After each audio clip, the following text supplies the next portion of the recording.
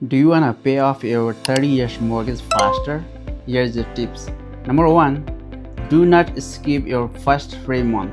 जस्तो कि तपाईले घर क्लोजिङ आज गर्नुभयो भने फर्स्ट एउटा महिना चाहिँ तपाईको मोर्गेज पेमेन्ट हुँदैन, त्यसको फलोइङ मन्थमा चाहिँ तपाईको मोर्गेज पेमेन्ट हुन्छ, व्हिच इज तपाईले स्किप नगर्नुस्।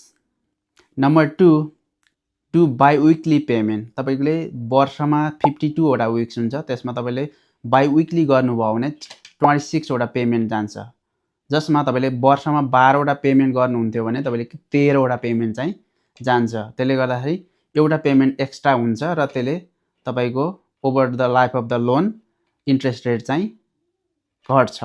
Number 3, round that number on the exact number, meaning तपाईको लेट्स से तपाईको मोर्गेज 2431 छ महिनाको भने त्यसलाई राउन्ड टु द 100 गर्नुस्, जस्तो कि तपाईले त्यसलाई 2500 मा गर्नुस्।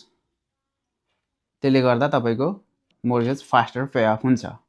And number 4, when rates are drops, do refinance। तपाईको इन्ट्रेस्ट रेट घटेको समयमा चाहिँ तपाईले रिफाइनान्स गरेर त्यसरी चाहिँ घटाउन सक्नुहुन्छ।